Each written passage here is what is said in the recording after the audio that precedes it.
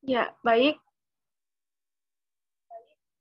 Assalamualaikum warahmatullahi wabarakatuh. Perkenalkan, nama saya Ista Aprilia, Stambuk A241-19071 dari Program Studi Pendidikan Fisika Fakultas Keguruan dan Ilmu Pendidikan Universitas Tadulako. Pada kesempatan kali ini, di sini saya akan memaparkan mata kuliah Fisika Matematika 3 yang dosen pengampuhnya atau pembinanya adalah Pak Syamsuriwal, SPD, MPD. Di sini, saya akan menjelaskan atau memaparkan sedikit materi mengenai teorema residu, kemudian ada transformasi Laplace, kemudian ada transformasi Fourier, kemudian ada delta Dirac. Baik, untuk mengefisienkan waktu, saya mulai saja.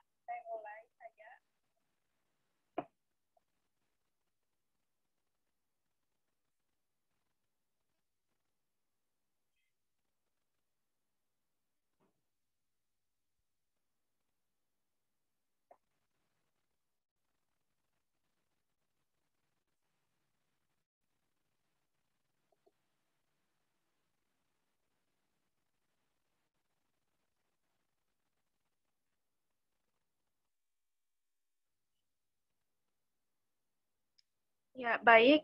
Untuk materi pertama, yaitu ada teorema residu. Teorema residu sangat berguna untuk menghitung integral. Teorema residu dinyatakan dalam bentuk integral tertutup C, F, Z, dz sama dengan 2pi dikali jumlah residu dari F. Integral tersebut dihitung dengan arah berlawanan jarum jam pada kurva C. Kemudian metode penentuan residu. Yang pertama ada Deret-Lawrence. Deret-Lawrence dari suatu fungsi dapat digunakan untuk menentukan nilai residu fungsi tersebut di suatu titik. Contoh, suatu fungsi kompleks f z sama dengan EZ per Z dikurang 1. Kemudian tentukan residu dari VZ di Z sama dengan 1. Kemudian penjelasannya, bila fungsi E pangkat Z diekspansikan dalam deret pangkat Z sama dengan 1, maka diperoleh E pangkat Z per Z kurang 1 itu sama dengan EZ pangkat Z kurang 1 dibagi Z dikurang 1 itu sama dengan kemudian per Z kurang 1 dalam kurang 1 ditambah Z dikurang 1 ditambah Z kurang 1 pangkat 2 dikurang 2 faktorial, begitu seterusnya. Kemudian karena residu pada Z sama dengan 1, diperoleh koefisien 1 bahagi Z dikurang 1. Maka berarti R itu sama dengan 1, R dalam kurung 1 sama dengan E. Bisa dilihat pada PowerPoint yang saya tampilkan. Kemudian di sini juga ada kutub tunggal atau simple pole. Ya. Di sini jika suatu fungsi kompleks F sama dengan F dalam kurung Z mempunyai kutub sederhana pada Z sama dengan Z0, maka residu pada titik tersebut diperoleh dengan mengalihkan FZ dengan Z dikurang Z0. Kemudian hitung nilainya pada Z sama Z0. Nah, rumusan umumnya ini dapat kita tulis R sama dengan Z0, R sama dengan Z0, lim Z0, Z dikurang Z0, FZ. Nah, kemudian di sini kita ada contoh hitunglah R min 1/2 dan R dalam kurung 5 untuk fungsi kompleks yang dinyatakan dengan VZ sama dengan Z per 2Z plus 1 kalikan 5 dikurang Z. Kemudian penjelasannya, untuk menghitung residu di titik Z sama dengan min 1/2, maka fungsi fz tersebut dikalikan Z plus 1/2. Kemudian diperoleh seperti yang ditampilkan pada PowerPoint ini, di mana Z ditambah 1/2 fz sama dengan Z ditambah 1/2. Z per 2Z plus 1 dikali 5 dikurang Z itu sama dengan Z, 2 dikali 5 dikurang Z. Nah, kemudian disubstitusi pada Z sama dengan 1/2, diperoleh R min 1/2 sama dengan min 1/2 dibahagi 2, 5 plus 1/2. Hasilnya 1/22. Nah, cara yang sama juga dilakukan untuk menghitung residu di titik Z sama dengan 5. Z dikurang 5, Fz sama dengan Z dikurang 5, kemudian Z per 2Z plus 1 dikali 5 kurang Z sama dengan negatif Z per 2Z plus 1. R5 sama dengan Z per 2Z plus 1 sama dengan min 5 per 11, atau Z-nya itu sama dengan 5. Kemudian ada kutub ganda atau multiple poles. Jika Fz mempunyai kutub dengan orde n untuk memperoleh nilai residu pada Z sama Z0, kalikan Fz dengan Z sama dikurang Z0 pangkat M, di mana M itu adalah bilangan bulat yang lebih besar atau sama dengan orde n. Kemudian diferensialkan hasilnya M dikurang 1 kali. Lalu dibagi dengan M-1 faktorial. Dan hitung hasil akhirnya dengan mensubstitusi Z sama dengan Z0. Contoh, tentukan residu dari Fz sama dengan Z sin Z bahagi Z kurang Pi pangkat 3 di titik Z sama dengan Pi. Nah, di sini ada penjelasannya. Bisa dilihat, teman-teman. Nah, kemudian materi berikutnya adalah transformasi Laplace. Atau Laplace adalah suatu teknik untuk menyederhanakan dalam matematika jenis transformasi.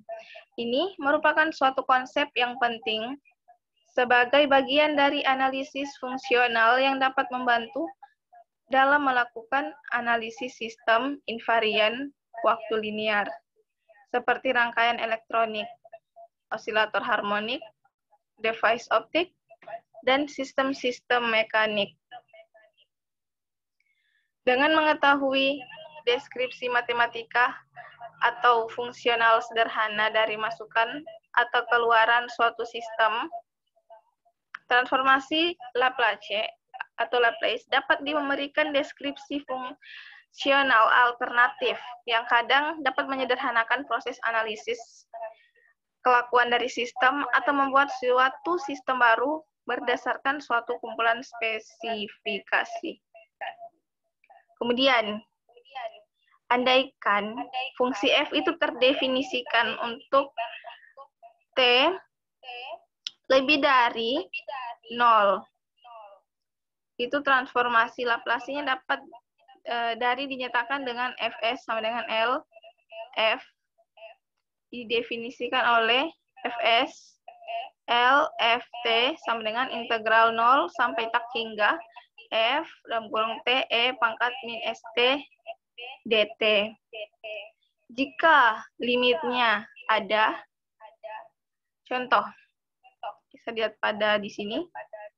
Di sini ada L, E pangkat AT, itu sama dengan integral dari 0 sampai tak hingga E, AT, E pangkat min ST dt.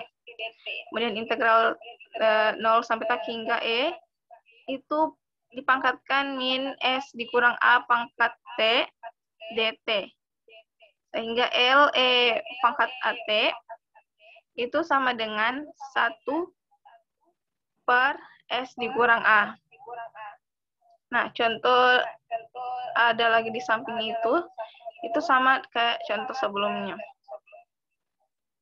Lanjut, ini juga ada contoh. Bisa dilihat di sini. Kemudian ada tabel Laplace. Kemudian ada FT, Fs, LF, Fs, FTL pangkat min 1 F dan kurang S. Di sini bisa terlihat ya. Kemudian ada contoh. Kemudian ada inverse transformasi Laplace. Nah, di sini andaikan bahwa Fs itu sama dengan LF, itu menyatakan transformasi Laplace-nya dari Ft, fungsi f yaitu yakni L pangkat min 1 Fs, disebut inverse transformasi Laplace atau Fs, sehingga Ft sama dengan L pangkat min 1 Fs itu jika diketahui L pangkat min 1 Fs sama dengan Ft.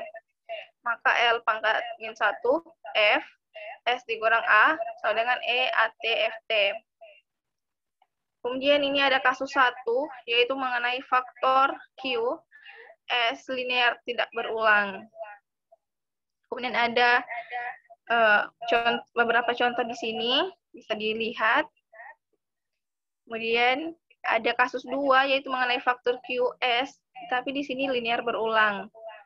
Nah, di sini ada. Kemudian ada kasus 3, faktor Q atau S, kompleks konjugat. Kemudian ada tabel transformasi Laplace.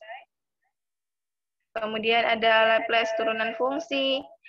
Andaikan fungsi ft kontinu untuk semua t lebih dari 0 dan mempunyai turunan pertama t, turunan kedua f turunan kedua, f turunan ketiga sampai seterusnya, yang kontinu untuk semua t lebih dari 0. Dan jika f pangkat nt kontinu sepotong untuk t lebih dari 0. Nah, transformasi Laplace dari turunan fungsi Fn itu diberikan oleh seperti ini. Nah, kasus-kasus ini ada 3 ya. Kemudian ada kasus keempat, yaitu faktor Qx kompleks berulang. Kemudian ada Laplace integral fungsi. Kemudian ya, materi berikutnya yaitu transformasi Fourier. Transformasi Fourier ini dinamakan atas Joseph Fourier. Adalah sebuah transformasi integral yang menyatakan kembali sebuah fungsi dalam fungsi basis sinusoidal, yaitu sebuah fungsi sinusoidal penjumlahan atau integral dikalikan oleh beberapa koefisien. Nah, di sini ada contohnya, transformasi Fourier. Ada isyarat tak periodis. Nah, dari contoh yang lalu, bisa dilihat, di sini ada fungsi waktu dan komponen spektral. Xt, 1, T kurang dari T1. Kemudian ada 0, T1, T kurang dari T0, 2. Kemudian begitu juga komponen spektral. Kemudian ada isyarat periodis dengan periode T0. Kemudian ada Xt, T0, itu dapat dikatakan mendekati tak terhingga. Ini semua adalah persamaan matematisnya. Nah, kemudian ada discrete Fourier transformer. Nah, kemudian materi yang terakhir adalah fungsi delta Dirac. Fungsi delta Dirac adalah fungsi yang luar biasa karena hanya mempunyai nilai di satu titik dan 0 di tempat lain, dan hasil integralnya itu sama dengan 1. Ya, di sini sudah ada. Nah, fungsi delta ini juga merupakan fungsi yang benar-benar singular, memiliki nilai tak hingga di satu titik dan 0 di tempat lain. Integral fungsi delta adalah 1, sedang integral dengan fungsi lain menghasilkan nilai fungsi di tempat tersebut atau bersifat mencuplik fungsi. Nah, kemudian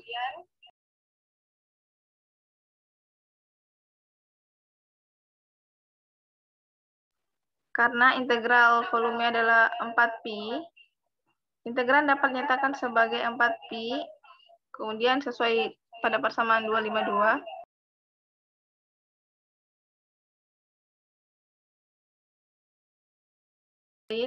Fungsi delta memungkinkan penggunaan teorema divergensi pada R per R pangkat 3. Sekalipun dalam daerah yang mengandung kesingularan di titik asal, fungsi delta sangat berguna bila kita jumpai integral dengan divergensi dari R per R3 atau pada operator Laplace dari 1 per R.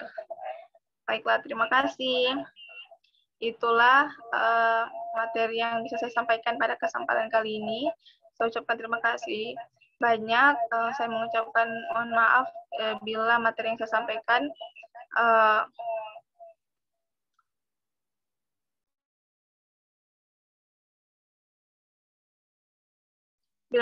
sampaikan sedikit, dimohon maaf.